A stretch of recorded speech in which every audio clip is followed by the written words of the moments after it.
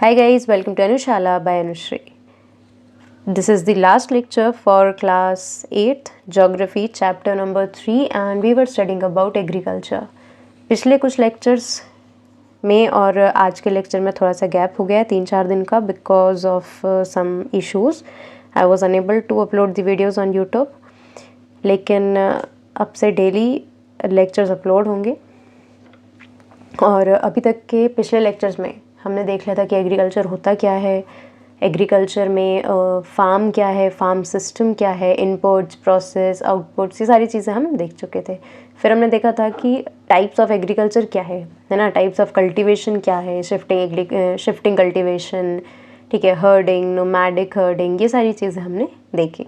ठीक है, अब और एक और चीज़, हमने ये सारी कुछ कुछ main crops, I think 8 to 10 हमने मेन क्रॉप्स देख ली थी और हमने ये देख लिया था कि कैसे सराउंडिंग में, कैसे इन्वायरमेंट में वो ग्रो करती हैं, कैसी सॉइल उनको चाहिए, कितना टेम्परेचर, ये सब कुछ हमने एक मेजरली मोटी मोटी बातों में हमने उनको कंक्लूड कर लिया था। ठीक है, चलो तो इस लेक्चर के साथ हम ये चैप्टर को कंक्लूड करने वाले हैं और this is all about agricultural development. As you can see, the topic for today is agricultural development. देखो, एग्रीकल्चर है मतलब it is a primary activity, ऐसी एक्टिविटी जिसके थ्रू हम प्रॉफिट अर्न कर पा रहे हैं, मनी अर्न कर पा रहे हैं, है ना।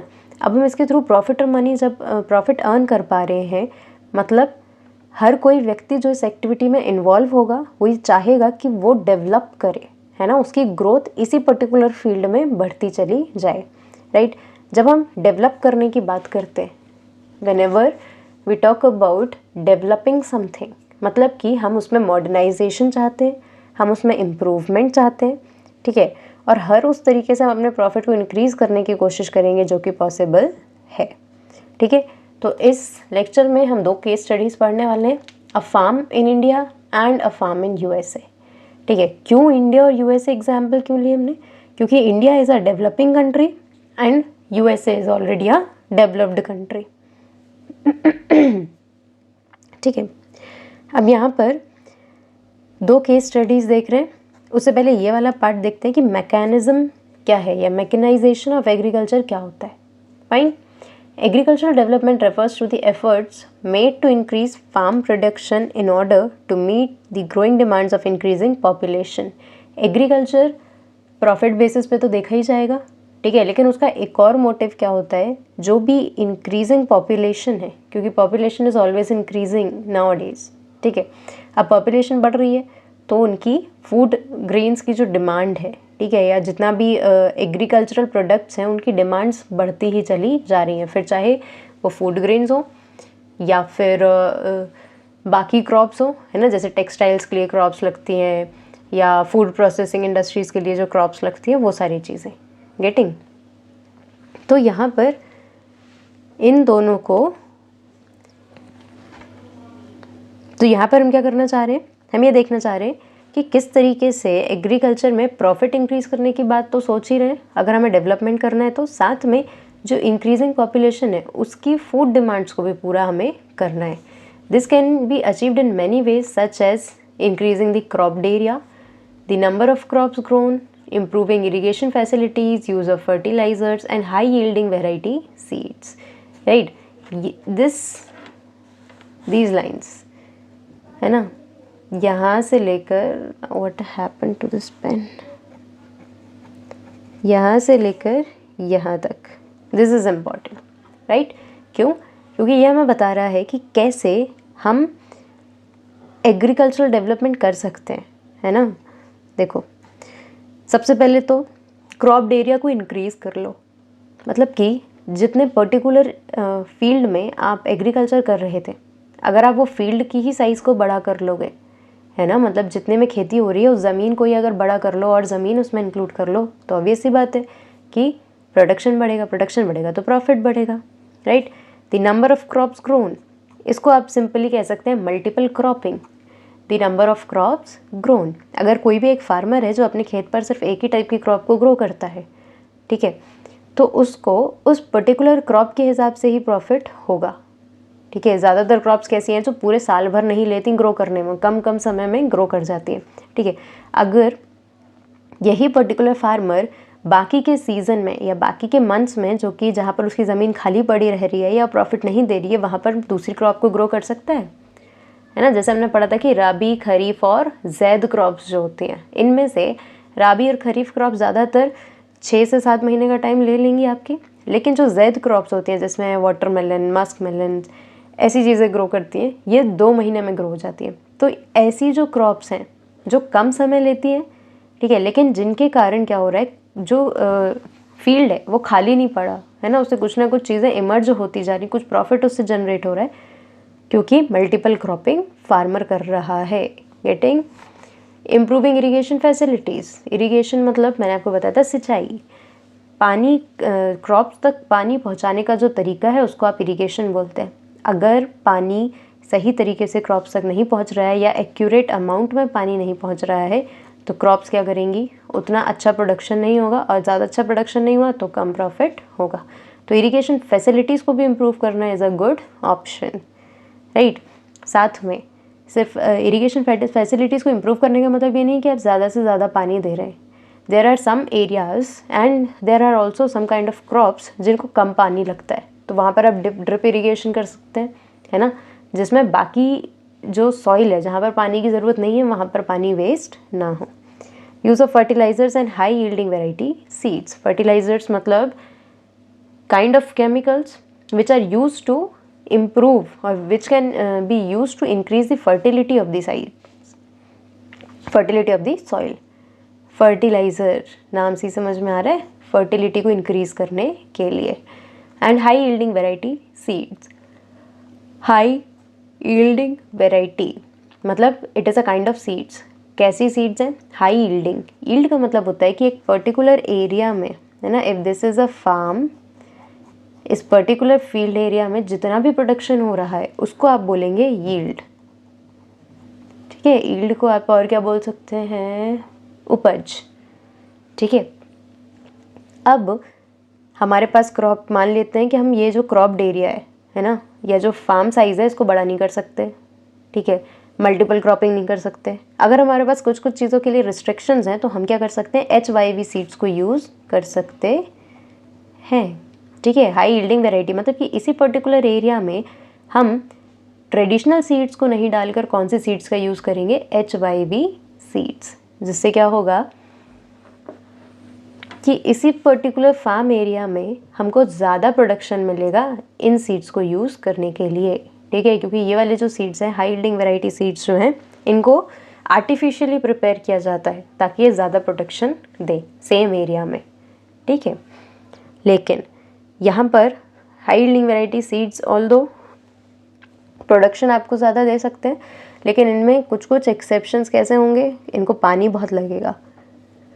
ट्रेडिशनल सीड्स में पानी उतना नहीं लगेगा जितना ज़्यादा आपके हाई यील्डिंग वैरायटी सीड्स में पानी लगेगा, राइट।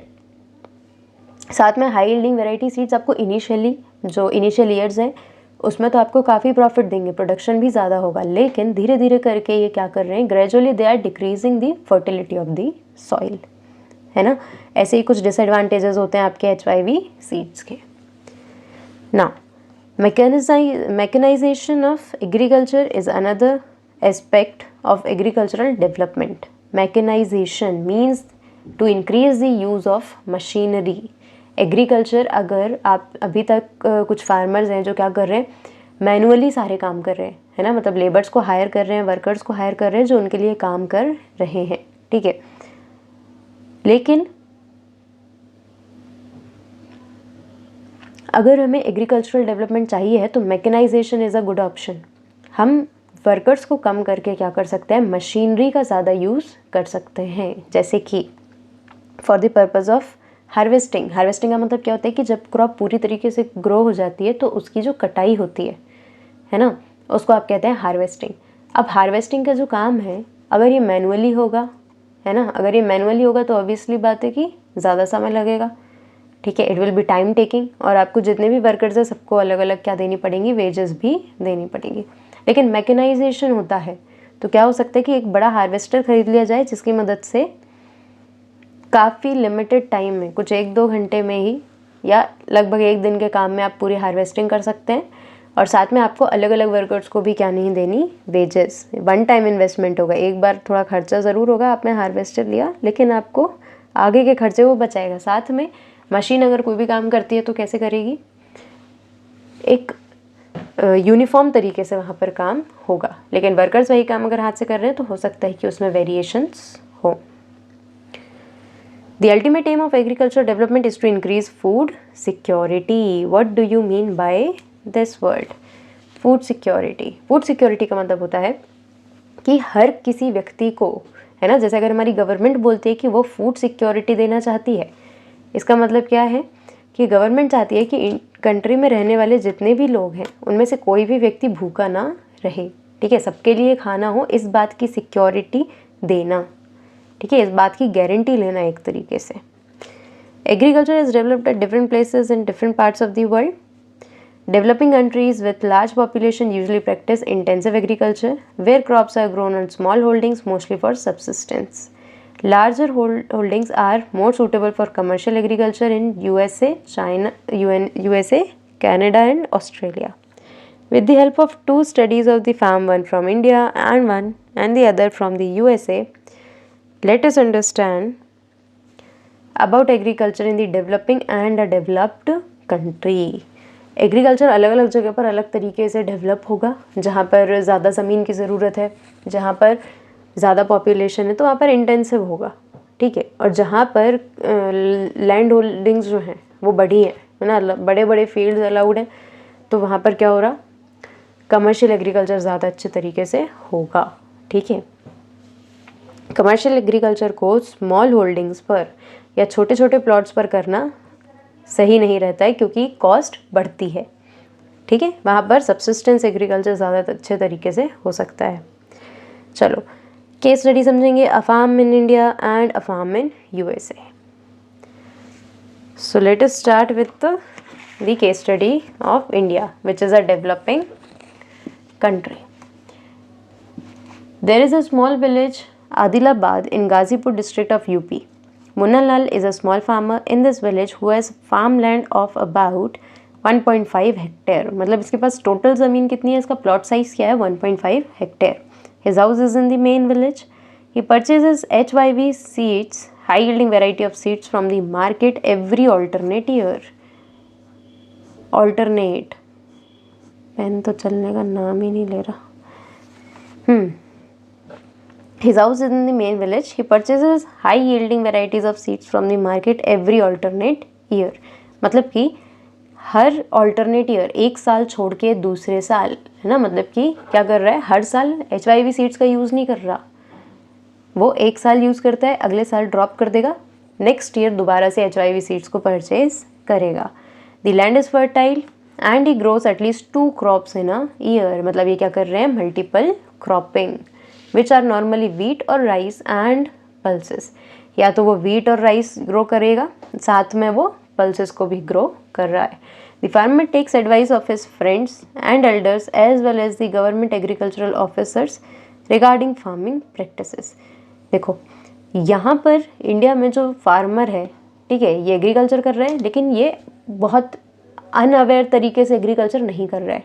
इसको जितनी भी इंफॉर्मेशन चाहिए ये क्या करता है, अपने दोस्तों से या जो सेम फील्ड में जो दूसरे फार्मर्स हैं उनसे लेगा, बड़ों से सलाह लेगा, और साथ में गवर्नमेंट एग्रीकल्चरल ऑफिसर्स, मतलब कि गवर्नमेंट कुछ ऐसे एग्रीकल्चरल ऑफिसर्स को अपॉइंट करती है जो फार्मर्स की मदद करें ताकि उन तक सही इन्फॉर्मेशन पहुँचे, है ना, regarding the climate, regarding the soil profile, ठीक है, कैसे उनको फर्टिलाइजर्स और मैन्योर्स को यूज़ करना चाहिए, ओवर यूज़ करने से क्या परेशानी आएगी, और किस तरीके से मल्टीपल क्रॉपिंग वो कर सकते हैं, मतलब कौन सी क्रॉप्स को ग्रो करना सही है।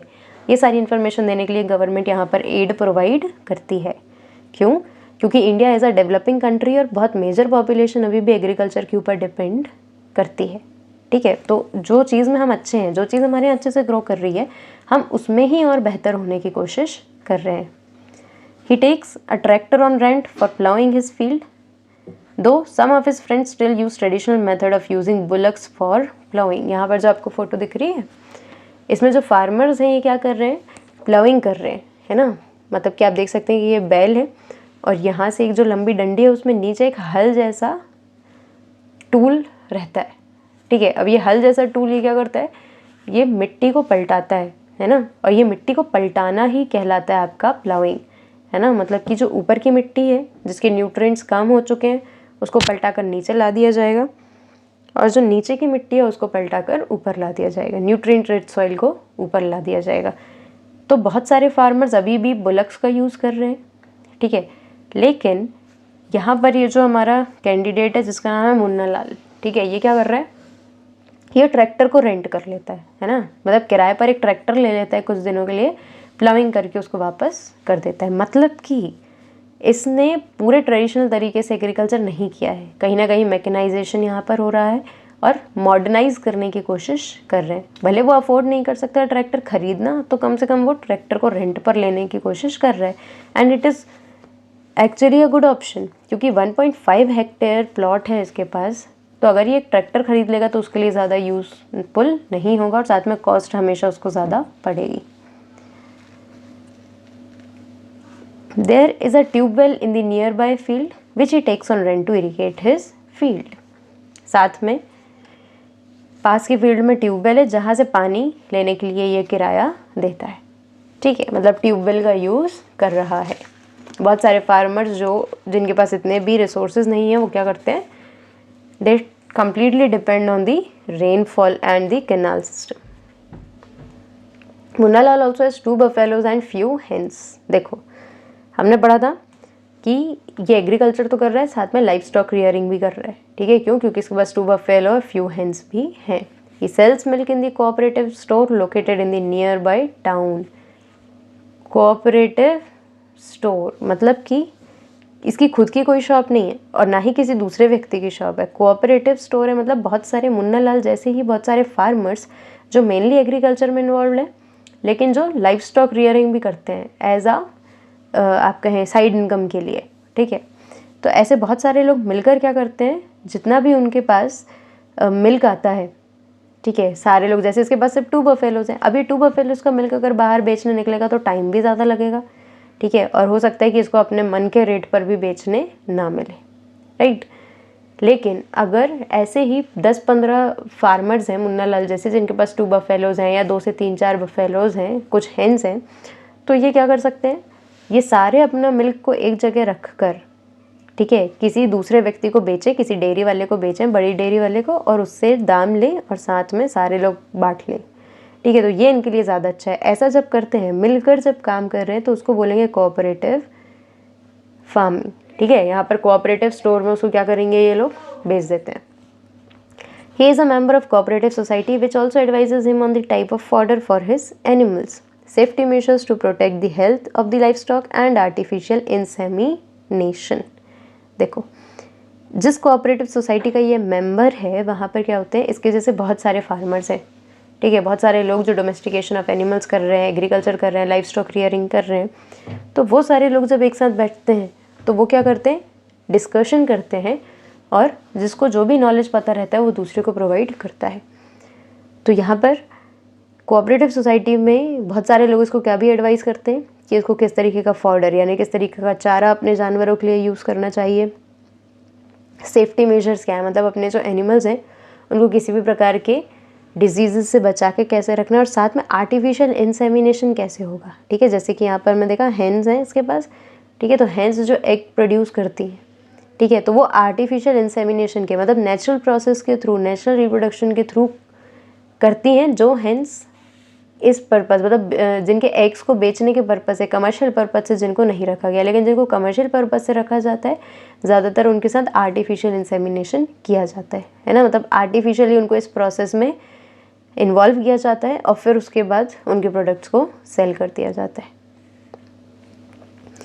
All the members of the family help him in various farm activities, क्योंकि 1.5 हेक्टेयर्स का फार्म है तो बहुत ज़्यादा वर्कर्स ये नहीं रख सकता, ठीक है। तो फैमिली मेम्बर्स यहाँ पर मदद कर देते हैं। Sometimes he takes credit from a bank और the agricultural cooperative society to buy HYV seeds and implements, और कभी कभी जब इसको लोन की ज़रूरत पड़ती है या इसको कुछ पैसे चाहिए होते हैं तो या तो ये बैंक से ले लेता है या फिर जो इसकी कोऑपरेटिव सोसाइटी है उससे भी इसको पैसा मिल जाता है ताकि HIV सीड्स या दूसरे टूल्स को खरीद सके। He sells his produce in the mandi located in the nearby town. Since majority of the farmers do not have lack storage facilities, they are forced to sell the produce even when the market is not favorable to them. In the recent year, the government has taken some steps to develop storage facilities. फिर ये जो अपना produce है कहाँ बेच देता है? Near by मंडी, ठीक है, आसपास के गाँव में जो मंडी है वहाँ पर बेचता है। लेकिन क्योंकि इसके पास 1.5 हेक्टेयर ज़मीन है तो ये बहुत स्टोरेज फैसिलिटीज़ तो कुछ अपने पास रख नहीं पाएगा।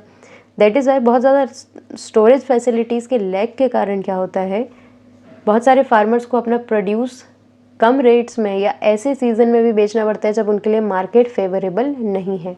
लेकिन क्योंकि वो स्टोर नहीं कर पाएंगे और स्टोर नहीं करेंगे तो जो भी फूड ग्रेन उन्होंने ग्रो किया है वो ख़राब हो जाएगा, और ख़राब होगा तो फिर तो जितना अभी उसके दाम मिल रहे हैं बाद में उतने भी नहीं मिलेंगे, ठीक है।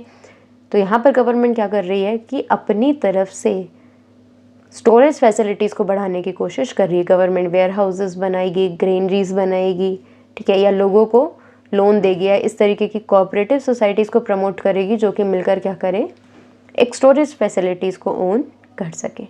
सो this was all about the situation of farming और the condition of farming in a developing country.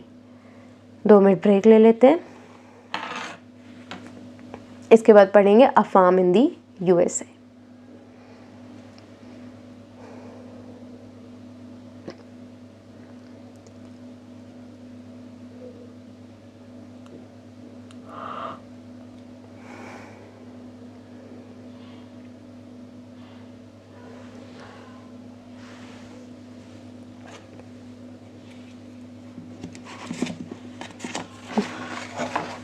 चलो, a farm in the USA।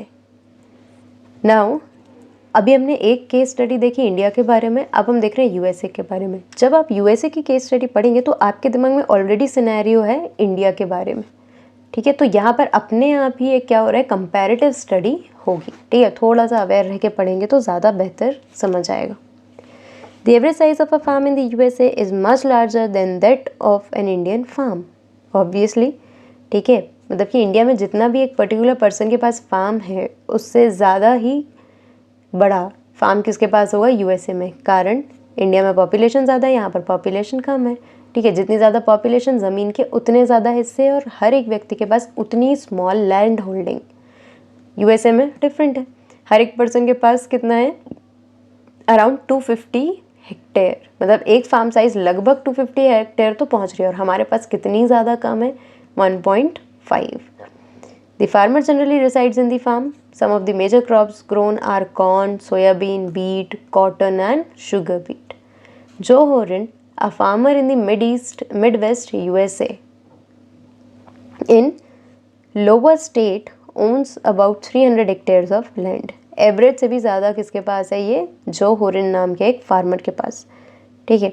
He grows corn on this field after making sure that soil and water resource meet the needs of that crop. This crop. Adequate measures are taken to control pests that can damage the crop. मेज़ को ज़्यादातर ये grow कर रहे हैं, corn को grow कर रहे हैं, और साथ में क्या देखते हैं कि जितना भी कॉर्न को ज़रूरी है वाटर और सॉइल क्वालिटी उतना उसको मिले। साथ में इसका भी ध्यान रखा जाता है कि जो पेस्ट हैं यानी जो कीड़े हैं जो क्रॉप्स को ख़राब कर सकते हैं उसको कंट्रोल में रखने के लिए भी कैसे मेजर्स लिए जा सकते हैं ना, कैसे पेस्टिसाइड्स को यूज़ किया जा सकता है।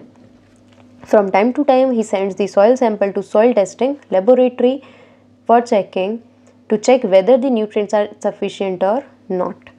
अब यहाँ पर कैसे कंपैरिजन बैठेगा कि ये क्या करते हैं, समय समय पर अपने जो सॉइल सैंपल्स हैं उनको भेजा जाता है सॉइल टेस्टिंग लेबोरेटरी में, ये देखने के लिए कि सॉइल में पर्टिकुलर क्रॉप के लिए उतने न्यूट्रिएंट्स हैं भी या नहीं, ठीक है। इंडिया में ऐसा हुआ क्या, नहीं, हमने देखा अभी जो हमने केस स्टडी पढ़ी उसके अकॉर्डिंग तो ऐसा नहीं हुआ। लेकिन फॉर योर इन्फॉर्मेशन हम ये जाने कि इंडिया में भी गवर्नमेंट ऐसी बहुत सारी लेबोरेटरीज़ को क्रिएट कर रही है और कर चुकी है जहाँ पर फार्मर अपने सॉइल कंटेंट को या जो आपके सॉइल सैंपल है उसको ले जाकर उसकी पूरी जांच करा सकता है कि भाई इसमें कौन से न्यूट्रिएंट ज़्यादा है, कौन सा न्यूट्रिएंट कम है, ठीक है। फर्टिलिटी कितनी है और कितने समय तक मेंटेन रह सकती है, प्लस सॉइल सबसे ज़्यादा सूटेबल किस क्रॉप को ग्रो करने के लिए है, ठीक है। क्यों? क्योंकि गवर्नमेंट भी यही चाहती है कि हम जिस फील्ड में अच्छे हैं, अगर हमारे एग्रीकल्चर अच्छा होता है तो कम से कम हम एग्रीकल्चर में ही और ज़्यादा प्रोडक्शन को बढ़ा सकें, ठीक है। और सिर्फ अपनी नेशन की जो फूड सिक्योरिटी है उसको इंश्योर ना कर, उसको भी इंश्योर करते हुए हम क्या करें, एक्सपोर्ट भी कर सकें। The results help Joe Horan to plan a scientific fertilizer program. Scientific fertilizer program मतलब फर्टिलाइज़र तो डालना ही है, लेकिन साइंटिफिक मतलब कि सिर्फ वही फर्टिलाइज़र्स डाले जाएं जिनकी कमी आपकी सॉइल में है, ठीक है। अगर सॉइल में किसी पर्टिकुलर न्यूट्रिएंट की कमी नहीं है और हम उसको वो देते ही चले जा रहे हैं तो एक्सेस भी खराब होगा। His computer is linked to the satellite which gives him a precise picture of his field. देखो अब यहाँ पे तो कुछ ज़्यादा ही एडवांस्ड है कि इनके जो फील्ड है उसका मतलब उसके पास जो कंप्यूटर है उससे वो क्या देख सकता है कि सैटेलाइट व्यू उसको अपने एरिया का देखेगा और वो ये जान सकता है कि भाई किस तरीके से उसका जो फार्मलैंड है वो कितने एरिया में फैला हुआ है। और साथ में कोई दूसरा व्यक्ति, अब 250-300 हेक्टेयर की ज़मीन है तो उसके पास कम से कम ये हिसाब भी रहता है कि कहीं आसपास वाले फार्मर उसके एरिया में तो नहीं आ रहे हैं, इनक्रोच तो नहीं कर रहे हैं उसके लैंड को। This helps him to use chemical fertilisers, just a minute, and pesticides wherever they are required. He uses tractors, seed drills, leverer, combined harvester and thresher to perform various agricultural operations. ये सारे आपके क्या हैं? Tools for the agriculture. A grain are stored in automated grain storage or dispatched to the market agencies. The farmer in USA works like businessman and not like peasant farmer. Mechanisation बहुत ज़्यादा है, कहाँ पर? Developed country में, like USA. हमारे यहाँ हम धीरे धीरे करके मैकेनाइजेशन पर आ रहे हैं और वो पूरी तरीके से मैकेनाइज्ड एग्रीकल्चर कर रहे हैं। स्टोरेज फैसिलिटीज़ उनके पास काफ़ी ज़्यादा है ना। इवन ऑटोमेटेड ग्रेन स्टोरेज, मतलब कि इस तरीके की स्टोरेज फैसिलिटीज़ जहाँ पर जो एरिया है, ठीक है, या जो स्टोरेज रूम है वो खुद ही अकॉर्डिंग टू दी क्रॉप वो अपने टेम्परेचर को मेंटेन करता है, ह्यूमिडिटी वगैरह को मेंटेन करके रख लेता है, राइट। साथ में मार्केट एजेंसीज़ को सामान बेचा जाता है, ठीक है। जैसे हमारे यहाँ मंडी में सामान बिक रहा है वैसे वहाँ पर मार्केट एजेंसीज़ में सामान को बेचा जा रहा है। वो किसी भी तरीके से अपने लॉस पर सामान नहीं बेचते। फाइन, देखो लास्ट लाइन अपने आप में कंक्लूड कर दे रही है कि यूएसए का जो फार्मर है वो एक बिजनेसमैन की तरह काम कर रहा है। मतलब उसको पता है कि भाई मैं बिज़नेस कर रहा हूँ तो मुझे प्रॉफिट चाहिए ही चाहिए, है ना। लेकिन इंडिया का फार्मर जो है वो अभी भी एक पीजेंट की तरह काम कर रहा है। मतलब हमारे पास बहुत सारी रिसोर्सेज की कमी है, हमारे पास मॉडर्नाइजेशन की कमी है और साथ में बहुत सारी गवर्नमेंट एड की भी कमी है, ठीक है। और सबसे बड़ी प्रॉब्लम तो यही है कि पॉपुलेशन इतनी ज़्यादा है कि चाह कर भी लोगों के पास लैंड होल्डिंग्स तो बड़ी नहीं हो सकती। अगर हम सबको ज़मीन देना चाहते हैं, अगर हम सबके साथ रिसोर्सेज को शेयर करना चाहते हैं तो फिर हमारे पास पॉपुलेशन बहुत ज़्यादा है और अगर हम ज़मीन को डिवाइड ही करते चले जाएंगे तो स्मॉल लैंड होल्डिंग्स के कारण प्रॉफिट भी कम से कम होगा, ठीक है। So here the chapter has been concluded. अगर आपको इससे रिगार्डिंग कोई भी डाउट है you can ask me in the comment section, ठीक है। अच्छा, one more thing, from now onwards I am thinking कि चैप्टर ख़त्म होने के बाद हम एक बार ये भी डिस्कस कर लें कि चैप्टर के मेन पॉइंट्स कौन कौन से हैं। मतलब एग्ज़ाम पॉइंट ऑफ व्यू से आपको कौन कौन सी चीज़ों को ज़्यादा फोकस्ड रह के पढ़ना है, ठीक है। ये तो जो आपके एक्सरसाइजेस के क्वेश्चन आंसर्स हैं ये तो आपको करनी ही है ना। मेन फोकस आपका जाना चाहिए यहाँ पर टाइप्स ऑफ एग्रीकल्चर में। देखो सबसे पहले तो make sure primary activity, secondary activity और टर्शरी एक्टिविटीज़ को बिल्कुल छोटा सा फ्लो चार्ट बना के आप कंक्लूड कर लें, ठीक है। मेनली इनसे क्वेश्चंस नहीं आएंगे, हो सकता है कि एक आध एमसीक्यू में आ जाए, आपसे किसी भी एक्टिविटी को लेकर ये पूछ लिया जाए कि भाई ये प्राइमरी है, टर्शरी है या सेकेंडरी है, ठीक ठीक है, लेकिन इस चैप्टर से चांसेस कम है क्योंकि इस पर्टिकुलर चैप्टर में MCQs बनाने के लिए बहुत सारी चीज़ें, राइट, लाइक दिस। मान के चलें आप, इससे इन जो आपको 5 टॉपिक्स दिए गए हैं, एक तरीके से 5 आपको कंसेप्ट दिए गए हैं, इन सब में से कोई एक या दो तो MCQ में आएगा ही आएगा, ठीक है। नेक्स्ट, इसके बाद टाइप्स ऑफ फार्मिंग में सब्सिस्टेंस फार्मिंग में से ये जो दो आपके टॉपिक्स हैं, सब्सिस्टेंस फार्मिंग तो पहली बात आपसे पूछ ही सकता है कि, या आपसे ये भी पूछा जा सकता है कि भाई डिफरेंशिएट करके बताइए सब्सिस्टेंस फार्मिंग क्या है और कमर्शियल फार्मिंग क्या है, ठीक है। तब उसमें आप सिर्फ इनका नाम लिख देंगे तो चल जाएगा। लेकिन अगर आपसे सेपरेटली पूछा जाता है, जैसे शिफ्टिंग कल्टीवेशन इज़ इम्पॉर्टेंट, ठीक है, शिफ्टिंग कल्टीवेशन आपसे पूछा जा सकता है 2-3 मार्क्स में कि आप इसकी डेफिनेशन लिख के बताइए, है ना, 1 लाइनर में पूछा जा सकता है। ये स्लैश एंड बर्न याद रखने का चीज़ है। प्लस यहाँ पर आपको अगेन MCQ कंटेंट बहुत ही सारा है इस चैप्टर में कि शिफ्टिंग कल्टीवेशन को किस नाम से किस जगह पर बुलाया जाता है। This can also be formed for MCQs, ठीक है।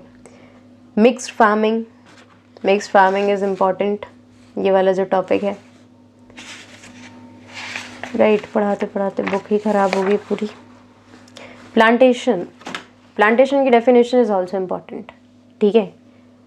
क्यों? क्योंकि प्लांटेशन सिर्फ और सिर्फ आपका ज्योग्राफी में कवर नहीं हो रहा है, ये आपका हिस्ट्री में भी आ रहा है।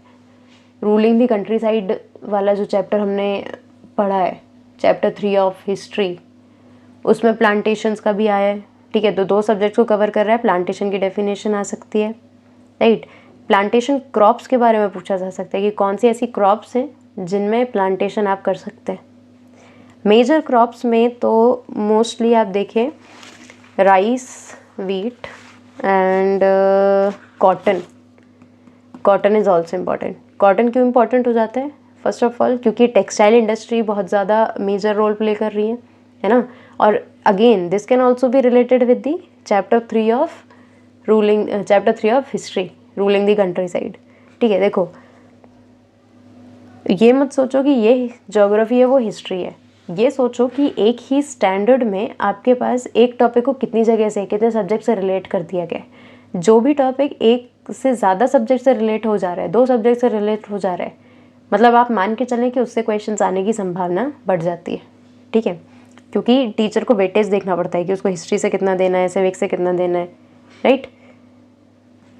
प्लस ये 210 फ्रॉस्ट फ्री डेज के कारण भी ये क्या है, थोड़ा सा इम्पॉर्टेंट हो जाता है। MCQ में इसको फॉर्म किया जा सकता है, ठीक है। या आपसे ये भी पूछा जा सकता है कि भाई कॉटन के कल्टीवेशन में इम्पॉर्टेंट चीज़ें क्या हैं, ये लिख के बताइए, राइट। देन यहाँ पर jute is also known as golden fibre, ये भी ज़रूरी है। प्लस इंडिया और बांग्लादेश लीडिंग प्रोड्यूसर्स हैं, ठीक है। टी के बारे में पूछ तो सकते हैं बट नॉट दैट इम्पॉर्टेंट, है ना, क्योंकि कवर करना ही होगा तो मोस्ट प्रोबेबली प्लांटेशन को कवर कर सकते हैं। लेकिन ऐसा नहीं है कि नहीं आ सकता है, आ भी सकता है, पूछने को कुछ भी पूछ सकते हैं, ठीक है। यहाँ पर देखो, एग्रीकल्चरल डेवलपमेंट में ये जो मैंने आपको मार्क कराया, दिस इज़ इम्पॉर्टेंट, है ना। आपसे सीधा सीधा क्वेश्चन पूछा जा सकता है कि भाई write down the ways 2 or 3 or 4 ways through which you can increase the production in the same area। Field की साइज़ बड़ी नहीं होगी, आपको उसी एरिया में क्या करना है, इंक्रीज़ करना है प्रोडक्शन, ठीक है। या अगर सेम एरिया नहीं भी बोला जाता है तो सीधा सीधा पूछेगा कि प्रोडक्शन कैसे इंक्रीज़ करना है, तो आप इसको पॉइंट्स में लिख सकते हैं, ठीक है। Make sure you right the points, you right the answer in the points, ठीक है। ज्योग्राफी के आंसर्स और हिस्ट्री के आंसर्स जितने ज़्यादा पॉइंट्स में लिखोगे उतना ज़्यादा अच्छा है। टीचर को कम से कम पढ़ना पड़ता है, और टू द पॉइंट अगर आप आंसर लिख रहे हैं तो कुछ भी नहीं है उससे अच्छा। प्लस ये जो लास्ट पॉइंट हमने भी पढ़ा, लास्ट टॉपिक जो था farm in India and farm in USA, इससे कोई भी क्वेश्चन नहीं बनेगा, मतलब इनसाइड तो नहीं बनना चाहिए।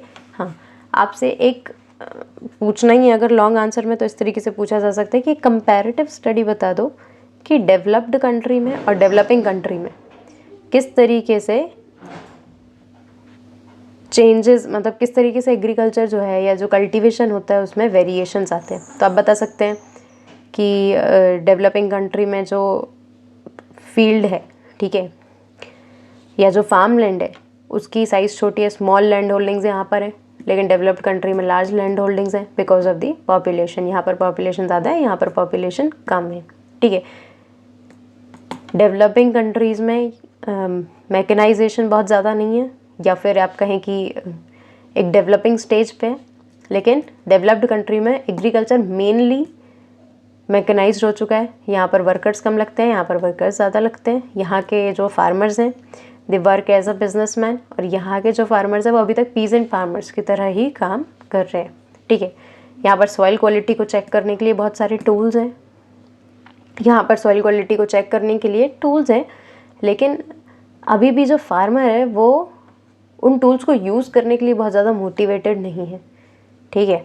गवर्नमेंट यहाँ पर काफ़ी एड देती है, यहाँ पर एड देने की कोशिश कर रही है, लेकिन अभी बहुत सारा एरिया बाकी है कवर करने के लिए, राइट। और क्या यूज़ कर सकते हैं, हाँ, डेवलपिंग कंट्रीज़ में स्टोरेज की फैसिलिटीज़ डेवलप उतनी ज़्यादा नहीं है जितनी कि डेवलप्ड कंट्री में, ठीक है। और अल्टीमेटली आप भी अपने आंसर को इसी तरह से कंक्लूड कर सकते हैं कि यहाँ का बिजनेसमैन की तरह काम करता है फार्मर, और यहाँ का एक सिंपल फार्मर की तरह, ठीक है। तो ये फ़र्क है आपकी डेवलप्ड कंट्री के एग्रीकल्चर में और डेवलपिंग कंट्री के एग्रीकल्चर में, राइट। सो ये हो गया हमारा chapter complete along with the explanation of all those topics which are important from the exam point of view, ठीक है। और मैंने आपको ये भी बता दिया कि किस तरीके से हम कौन से टॉपिक को MCQ के नज़रिए से पढ़ेंगे, किसको लॉन्ग आंसर के नज़रिए से पढ़ेंगे, और किसको वन वर्ड या वन लाइनर्स की नज़र से पढ़ सकते हैं, ठीक है। So I guess this is it, इतना आपको हेल्पफुल होगा। अगर आपको लेक्चर पसंद आया, अगर आपको पढ़ाने का तरीका पसंद आया, please like, comment and specially share with your friends so that I can reach more and more population. Thank you.